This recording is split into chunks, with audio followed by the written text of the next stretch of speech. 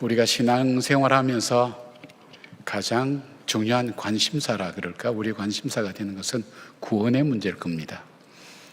내가 정말 구원을 받았는가? 내 구원은 확실한가? 이 문제는 우리가 믿는 사람에게 참 엄청나게 사실 도전을 주는 그런 질문이지요. 어쩌면 이 질문 앞에 민감하게 서서 나의 구원을 하나님께 구하는 그런 신앙인이야말로 어쩌면 살아있는 신앙인이라고 그렇게 볼 수 있습니다. 그만큼 이 구원의 문제에 대한 확신을 우리가 얻지 못하면 방황하고 흔들리는 것이 우리 신앙의 모습이죠. 오늘도 예루살렘으로 올라가시는 그 예수님의 여정 속에 메시아로서 주님은 사람들에게 많이 가르치고 계시는데 그 중에서도 하나님 나라를 가르칩니다. 그럴 때 한 사람이 질문을 합니다. 예수님, 한마디로 요약하면 어떤 사람이 하나님 나라에 들어갈 수 있습니까? 구원받을 수 있습니까? 그 질문이죠. 그 질문에 대한 답을 예수님께서 오늘 우리에게 하고 있습니다. 그렇다면 이 사람의 질문은 이 사람만의 질문이 아니라 오늘 어쩌면 이 자리에 이미 구원을 얻었다고, 나는 구원을 받았다고 생각하는 바로 우리에게도 동일하게 던져져야 될 하나님을 향한 질문이 아닌가 하는 생각을 해봅니다. 나는 정말 구원받은 백성인가? 구원받는다는 것이 어떤 것인가에 대한 것을 오늘 예수님의 이 말씀을 통해서 다시 한번 정리를 하는 기회가 되고요. 또 정말 구원의 확신을 얻을 수 있는 그런 믿음의 삶을 사는 저와 여러분이 되면 좋겠습니다. 자, 이 사람 질문 앞에 예수님이 대답하신 어떤 사람이 구원을 받을 수 있습니까? 하나님 나라에 들어갈 수 있습니까? 하는 예수님의 첫 번째 대답은 좁은 문으로 들어가는 사람이라고 말씀합니다. 좁은 문으로 들어가는 사람. 24절 보니까 좁은 문으로 들어가기를 힘쓰라. 내가 너에게 이르노니 들어가기를 구하여도 못하는 자가 많으리라. 그렇게 말씀합니다. 사실 첫 번째 말씀만 들으면 좁은 문으로 들어가기를 힘쓰라, 이것만 들어도 별 갈등은 없는데 그 뒤에는 말씀이 우리 마음을 또 걸리게 만듭니다. 내가 너에게 이르노니 들어가기를 구하여도 못하는 자가 많으리라. 그런 말씀이죠. 왜냐하면 당시의 일반적인 생각은 아브라함의 혈통을 가지고 있으면서 유대인은 모두 구원을 받는다고 그들은 그렇게 믿었습니다. 그런데 예수님께서 좁은 문으로 들어가라고 말씀하시고 너희가 생각하는 것보다는 너희 중에 구원받는 사람이 그렇게 많지 않을 거다, 쉽지 않을 거다고 이렇게 말씀하시는 것은 굉장히 충격적인 그런 이야기입니다. 오늘날로 말하면 쉽게 말씀드리면 신앙생활을 오래 하신 분들이나 또 장로님이나 목사님이나 또 우리 권사님들에게 예수님께서 하신 말씀이 당신이 구원받은 줄 아느냐? 생각보다 구원받지 못한 사람이 많을 거라고 얘기할 때 그때부터 마음이 불안해지기 시작합니다. 바로 그런 상황입니다. 그래서 구원에 대한 부분을 예수님께서 오늘 말씀하고 계시는 것입니다. 바로 좁은 문으로 들어가라고. 요한복음 10장 9절 보니까 내가 양의 문이니 누구든지 나로 말미암아 들어가면 구원을 받고 또는 들어가며 나오며 꼴을 얻으리라 말씀하죠. 주님께서 이스라엘 백성들이 잘 이해할 수 있는 그런 비유를 써서 말씀드립니다. 이스라엘에 가면 목자들이 양의 우리로 들어가는 문을 좁은 문으로 만듭니다. 양이 한 마리 정도 지나갈 정도의 넓이죠. 이것은 저녁에 양을 우리에 드릴 때에 목자가 그 문에 서서 양의 이름을 한 마리 한 마리 부르면서 우리에 들여다 보면서 이 양을 세는 그런 장면입니다. 혹 그 양 틈에 늑대나 여우가 몰래 함께 들어가는 것을 막는 것도 목자가 살펴보는 목적이 있다고 합니다. 근데 이 양은 이 문을 통과하지 않으면 목자의 보호를 받지 못하는 것입니다. 이 양은 이 문을 통과하지 않고는 목자의 보호를 받지 못할 뿐 아니라 아침이 되면 목자는 양의 무리 가운데로 들어와서 한 마리 한 마리 그 이름을 부르면서 양을 우리 밖으로 인도하여 푸른 초장으로 인도해 가는 것이죠. 그래서 이 문을 양의 문 혹은 목자의 문이라고 부릅니다. 14절 15절에 보니까 이런 말씀합니다. 나는 선한 목자라. 나는 내 양을 알고 양도 나를 아는 것이 아버지께서 나를 아시고 내가 아버지를 아는 것 같으니 나는 양을 위하여 목숨을 버리노라. 양에게 좁은 문은 생명의 문이며 보호와 인도와 공급의 문인 것을 보게 됩니다. 이것을 바로 우리에게 예수 그리스도라는 좁은 문을 통하지 않고는 구원할 수 없다는 사실을 주님께서 설명합니다. 요한복음 3장 16절에 이렇게 말씀합니다. 여러분이 잘 아시는 것처럼 하나님이 세상을 이처럼 사랑하사 독생자를 주셨으니 이는 그를 믿는 자마다 멸망하지 않고 영생을 얻게 하려 하심이라고 말씀합니다. 예수님의 구원의 조건이 뭡니까? 예수 그리스도께서 자신의 구세주와 주님임을 믿는 자에게 주시는 은혜라는 것입니다. 우리가 은혜이기 때문에 실감을 못합니다. 내가 노력하고 내가 애써서 힘써서 얻으면 내가 애써서 얻은 거구나 생각하는데 이 은혜로 주어진 거니까 이것이 얼만큼 귀한지, 이것이 나에게 있는지 없는지도 우린 잘 모르는 경우가 많습니다.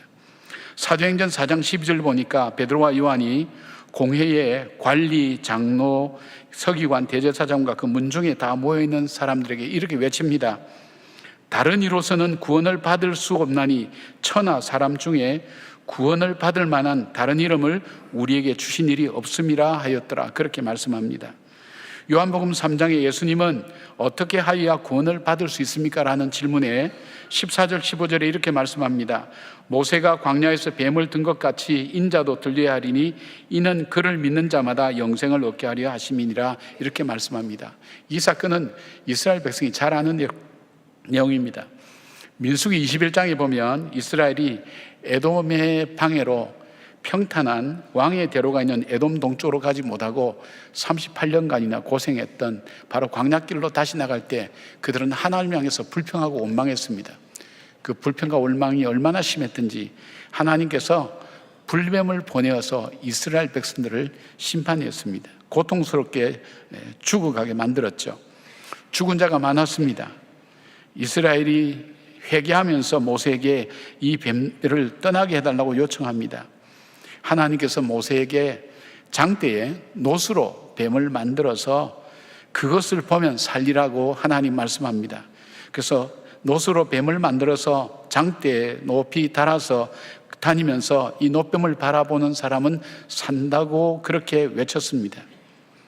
그런데 인간적인 상식과 논리를 앞장세우며 거절했던 사람들이 있었습니다. 지금 불뱀에 물려서 죽어가는 우리가 독이 퍼져서 죽어가는데 놋뱀이 뭐라고 보기도 쉽지 않은 그 놋뱀을 바라본다고 우리가 살 수 있단 말인가? 그게 말이나 되는 이야기인가? 그렇게 해서 보지 않는 사람은 죽었다고 성경은 말씀합니다. 그리고 민수기 21장 9절에는 이렇게 말씀합니다. 모세가 놋뱀을 만들어 장대 위에 다니 뱀에 물린 자가 놋뱀을 쳐다본 즉 모두 살더라. 그렇게 말씀합니다. 이들의 구원은 상식도 과학도 이성도 그 어떤 노력이 아닙니다. 놋뱀을 바라보라고 하는 것에 순종하여 단순히 바라보았을 때 구원을 얻었습니다. 마찬가지로 우리 구원은 어디에서 있습니까? 우리 구원은 다른 논리와 이성에 있지 않습니까? 예수 그리스도께서 나는 영원히 형벌받을 허물과 죄를 가진 사람인데 이 빚진 것을 예수님께서 십자가에서 보혈의 피로 다 청산해 주시고 나로 하여금 자유케 하셨다. 예수 그리스도로 말미암아 내 죄가 사해졌고 바로 그 주님은 나를 그대로 두지 않고 하나님의 자녀로 삼으셨다는 사실을 내가 마음으로 믿는 겁니다. 믿고 입으로 시인하는 겁니다. 그것을 고백하는 삶, 바로 그것에서 구원이 있다는 것을 말씀합니다. 이제 확인되었죠, 여러분? 여러분의 구원 어디서부터 왔을까요? 은혜이기 때문에 우리는 실감하지 못한다고 말씀드렸습니다. 그러나 사실입니다. 우리가 이 사실, 놋뱀을 쳐다볼 때 낫는다고 하는 것을 그들이 믿었던 사람, 단순히 바라본 사람처럼 예수님께서 내 죄를 사해 주시고 용서해 주셨다는 것, 그리고 나를 하나님 자녀 삼아 주셨다는 사실을 내가 믿을 때 나는 이미 구원받은 것이라는 것을 여러분 믿으시기를 바랍니다. 좁은 문으로 들어가는 저와 여러분 되기를 바랍니다.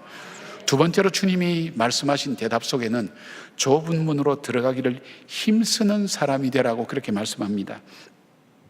우리는 단순히 예수 그리스도께서 내 죄를 위해서 십자가에서 피 흘려 죽으심으로 내 죄를 사해 주시고 구원해 주셨다는 것을 믿을 때에 구원을 선물로 받는다고 했습니다. 이것은 받을 수 있는 자격이 없는 존재에게 베풀어지는 일방적인 은혜라고 말씀드렸죠. 왜냐하면 우리는 구원을 받을 수 있는 자격이 없는 존재이기 때문입니다. 흔히들 구원받음을 설명할 때 여기까지 주로 강조합니다. 저희들이 이제 구원에 대해서 이렇게 신학을 공부할 때 크게 세 가지 단계로 그렇게 배웠습니다. 첫 번째는 우리가 바로 말씀드린 것처럼 예수 그리스도를 믿을 때에 구원을 받고 하나님의 백성이 됩니다. 그리고 거기서부터 이것을 칭의라고 얘기합니다. 그리고 난 다음에 하나님 자녀가 되었을 때 하나님 자녀답게 사는 삶이 이루어져야 되죠. 하나님의 통치를 받으면서 날마다 성장하여 그리스도의 장성한 분량까지 자라나야 되는, 그러기 위해서 매 순간 하나님과 교제하며 하나님의 통치하심을 받고 성령의 열매를 맺으며 성장하는 삶, 날로 바뀌죠. 그걸 성화라고 얘기합니다. 성화의 단계. 그리고 이 성화의 단계가 계속되다가 주님께서 재림하시는 날, 온전한 하나님의 통치가 이루어진 종말에는 예수님을 온전히 닮은 영화로운 자리에 우리가 이르게 된다. 이렇게 우리가 배웠습니다. 그러니까 우리가 먼저, 그래서 강조하는 말이 먼저 태어나야 됩니다. 그래야 그 다음부터 자랍니다. 그리스도 안에서 자라게 됩니다. 그리고 그 자람이 완전히 되는 것이 아니라 주님이 재림하실 때 완전한 구원이 이루어집니다. 그걸 용합니다. 이렇게 주로 배웠어요. 그러다 보니까 이제 여기서 조금 어려워지는 것이 있어요. 그러면 내가 예수를 믿는다고 믿었단 말이에요. 근데 그 이후의 삶은 마음대로 살아도 되냐? 구원하고는 관계없냐? 이 부분에 대한 신학적인 논란이 있어요. 우리가 예수 믿고도 실제적으로 그런 이단이 있거든요. 우리는 이미 구원받았으니까 그 이후의 삶은 우리가 신경 쓸 거 없다. 하나님께서 이미 우리를 용서해 주시고 구원해 주셨다. 그러니까 그 뒤의 삶은 우리가 아무런 관계가 없다 이야기하는 이단이 있어요. 그리고 또 우리 중에는 예수를 믿고 그 믿음 안에서 살다가 믿음의 길에서 떠나서 영영 믿음의 길로 돌아오지 않는 사람들도 성경에도 있고 현실적으로 바라봅니다. 그러면 이 문제를 어떻게 설명할 것인가? 구원이라는 것이 어떤 것일까? 그래서 신학적인 책을 이렇게 찾아볼 때 이 로마서를 중심으로 이제 해석하는 분들의 얘기가, 원래 이것이 이렇게 구분되어서 구원이라는 것을 설명할 수가 없다는 거예요. 우리가 편의상 행위로 구원받는 것이 아니라 우리가 믿음으로 구원받는다는 것을 강조하다 보니까 이런 구분이 생겼는데, 사실 우리 구원이라 할 때는 우리의 칭의와 성화와 그리고 영화가 함께 통전적으로 합쳐져서 이거 전체를 구원이라 한다, 그렇게 이야기하는 분들이 참 많습니다. 그런 의미에서 본다면 오늘 예수님의 말씀을 우리가 다시 한번 볼 필요가 있습니다. 왜냐하면 예수님의 말씀 속에는 좁은 문으로 들어가기를 힘쓰라라고 되어 있는데, 원래 헬라의 원어를 보면 힘쓰라는 단어가 맨 앞에 나옵니다. 이것은 강조하는 것입니다. 힘쓰라, 예쓰라. 구원은 하나님의 은혜인데 우리가 힘쓴다고 되는 것도 아닌데, 주께서 우리를 주께로 이래 오라고 하지 않으면 우리는 구원받을 수 없다 그랬어요. 성경에 그렇게 되어 있어요. 내가 수동적인 건데 힘쓰라 그랬어요. 우리가 무엇을 힘쓴다는 걸까요? 우리에게 이런 뜻이 아니겠는가 우리가 생각해 볼 수가 있어요. 우리가 하나님의 자녀가 되었어요. 자녀가 된 그것만으로 끝이 나는 것이 아니라 이 자녀가 믿음의 길을 걸어야 되는 거예요. 이제는 나의 인생의 목표가 세상의 목표하고는 달라요. 목적도 달라요. 인생의 기준도 달라요. 이 땅에 살지만 천국의 인생 기준을 가지고 살아가는 거예요. 그러니까 성령과 교통하면서, 하나님과 교통하면서 나의 매일매일의 삶이 하나님이 원하시고 하나님 기뻐하시는 삶을 살아가는 그 좁은 길을 걸어가는 삶, 그 삶이 우리 삶에서 지속적으로 이루어져야 될 구원을 이루는 삶이 아니겠는가. 조금 어렵고 힘든 이야기일 수가 있어요, 이 부분이. 그러나 우리가 이런 부분의 여지를 우리는 생각할 수 있어야 돼요. 그렇다면 오늘 우리가 구원받았다고 내 삶이 끝나는 것이 아니라 성령님의 인도함을 받고 성령님과 교제하면서 내가 원하는 삶이 아니라 주님께서 원하시는 삶, 그 삶을 살기 위해서 좁은 길을 걸어가는 거예요. 왜 좁은 문이라 그랬냐면요, 세상의 일반적이고 보편적인 생각하고는 달라요. 예수님을 따라간다는 것, 성령의 교제함을 통해서 하나님의 뜻을 따라간다는 것은 죄와 허물이 가득한 이 세상과는 방향이 달라요. 그러니까 어떻게 해요? 다수의 생각과 달라질 수 있기 때문에 그 길이 험하고 힘든 길이 될 수 있다는 것을 말씀하고 있습니다. 여기에 힘쓰라는 이 단어는 이 원래 원형이 아고니조마이라는 단어인데, 영어의 애곤이라는 단어, 극한 고통이라는 단어가 여기서 나왔어요. 힘쓰라는 건 뭘까요? 그만큼 힘들고 어렵다는 것을 말씀하고 있어요.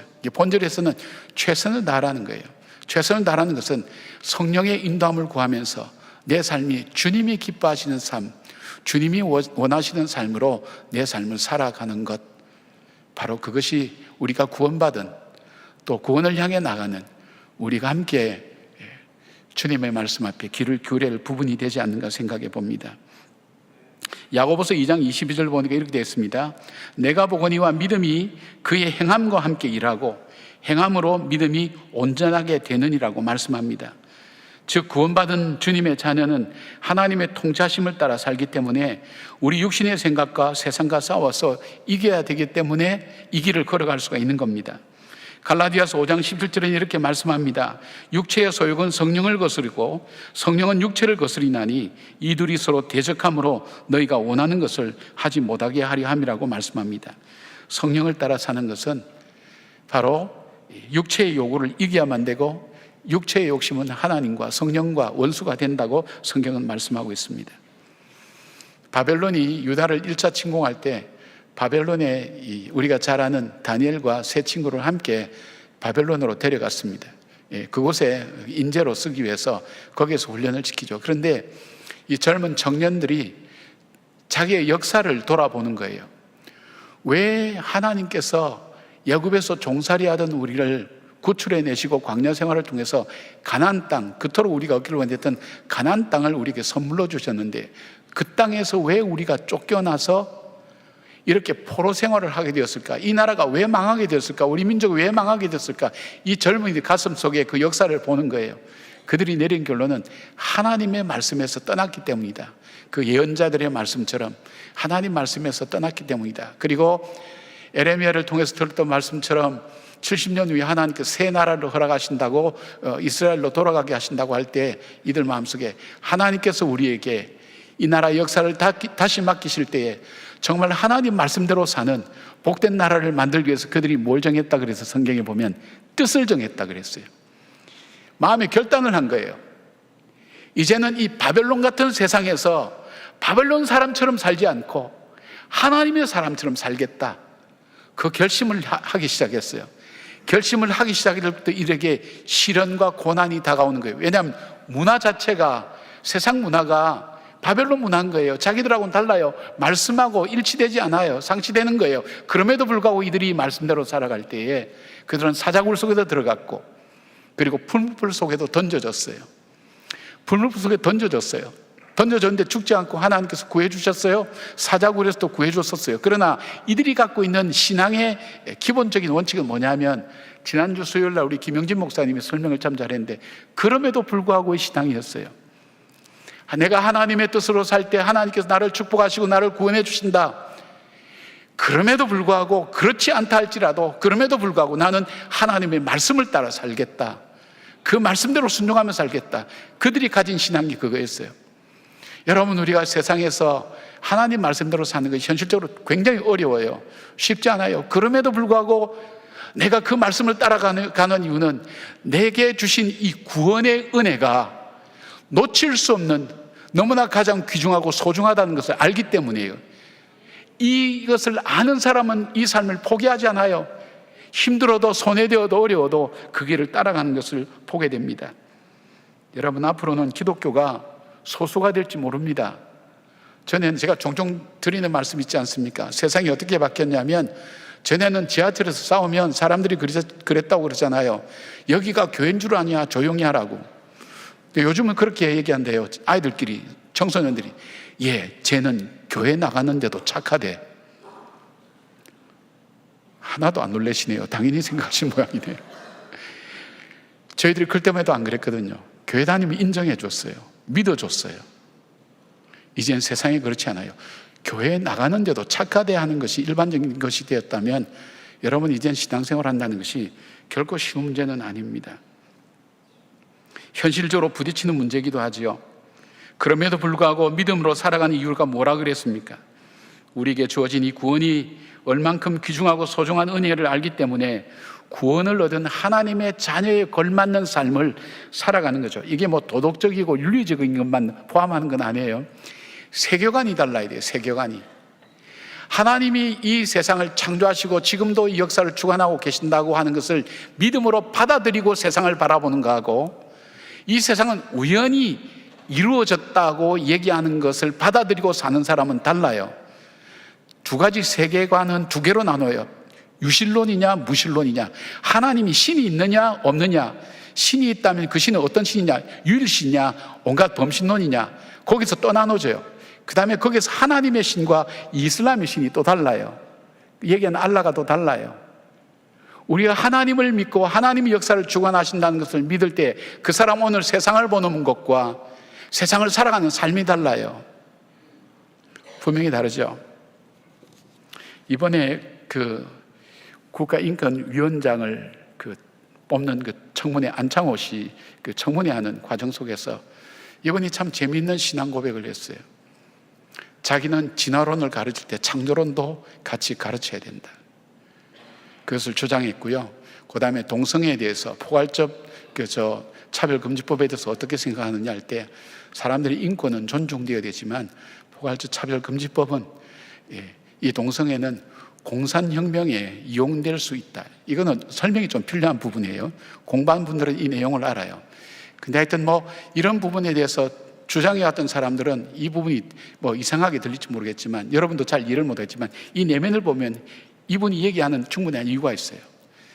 신앙의 자기 고백이죠. 그래서 들으면서 그 생각했어요. 이분이 정말 좁은 길 가는구나. 주요 매스컴 보니까 뭐 중앙지에 보니까 사설에도 이분에 대해서 비판한 글을 많이 적었더라고요. 인권위원장으로 폭이 너무 좁지 않느냐, 잘못된 편향된 뭐 기독교적인 사고를 갖고 있지 않느냐, 그것만이 진리라고 받아들이지 않느냐. 근데 우리가 믿는 보편적 진리가 뭘까요? 우리 예수님의 하나님의 진리는 우리가 모두 복 받는 삶의 길입니다. 그렇기 때문에 우리가 이 진리를 따라가는 거예요.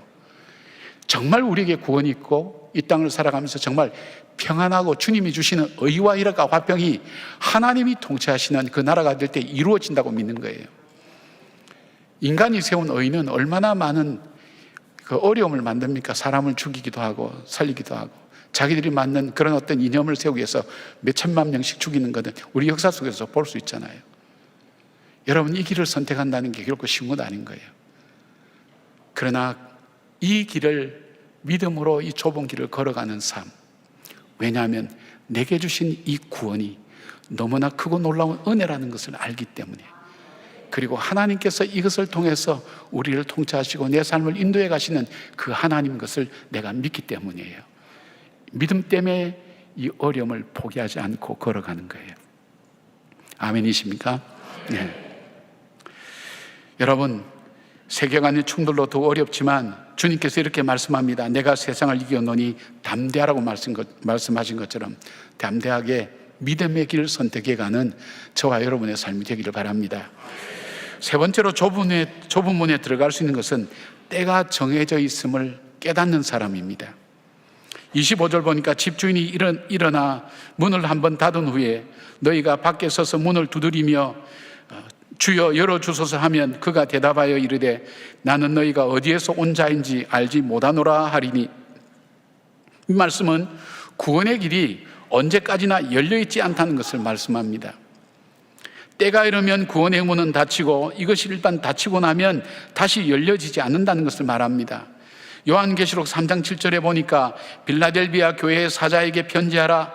거룩하고 진실하사 다윗의 열쇠를 가지시니 곧 열면 닫을 사람이 없고 닫으면 열 사람이 없는 그가 이르시되라고 말씀합니다.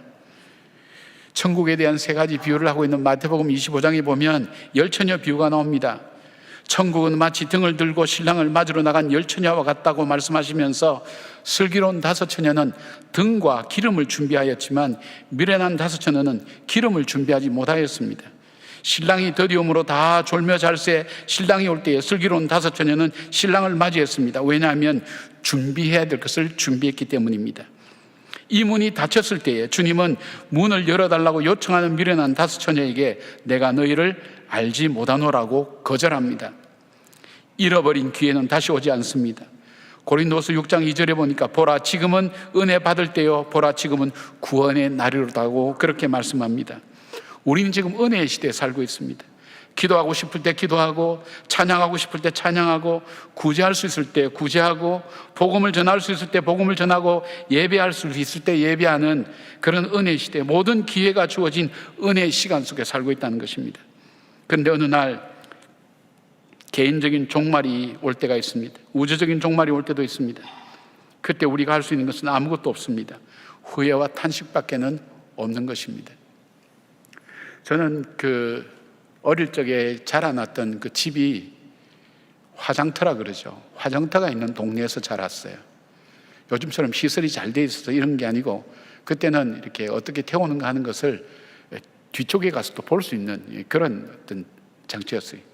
부산을 좀 아시는 분은 부산에 당감동에 가면 옛날에 화장터가 있었어요.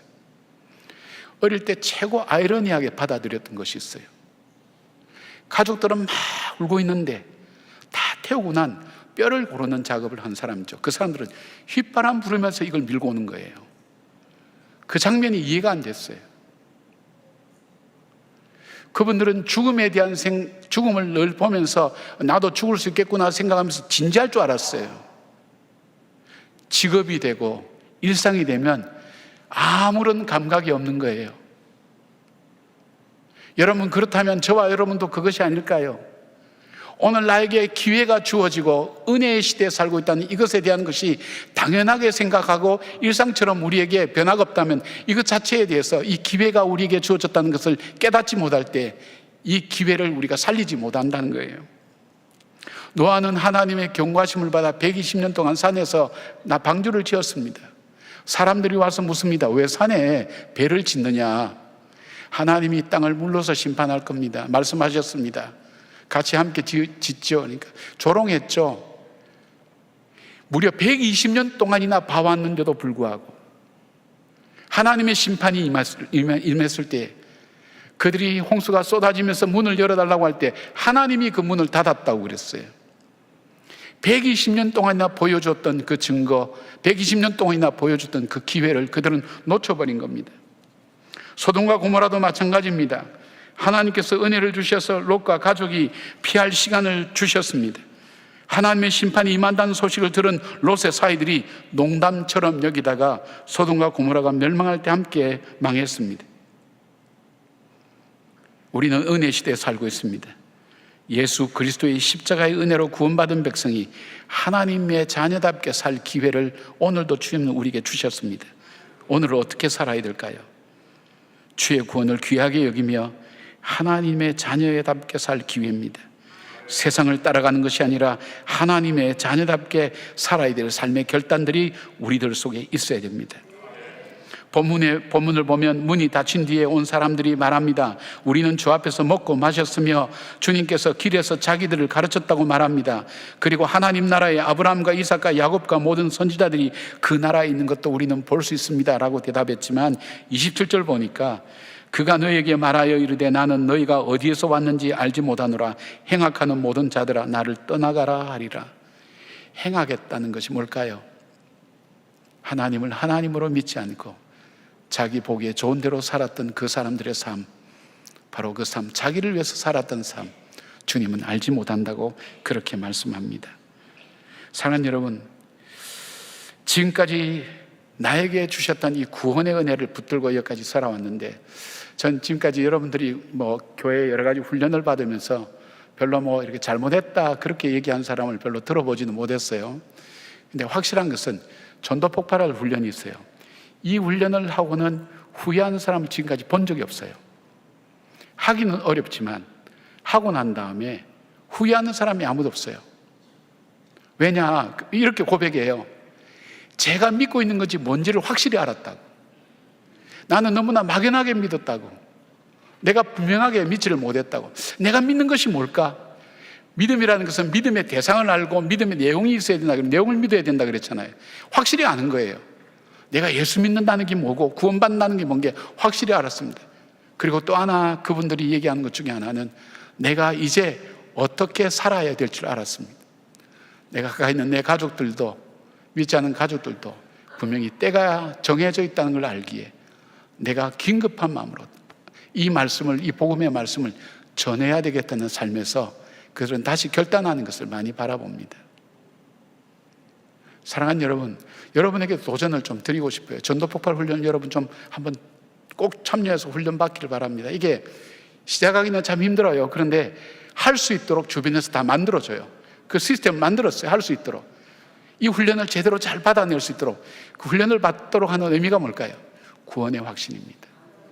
내가 받은 구원에 대한 분명한 확신 붙들고 복음을 짧은 시간 내에 요약해서 증가하고 전할 수 있고 말씀을 전해야 되고 영혼의 소중함을 알게 하는 귀중한 훈련인 것을 보게 됩니다.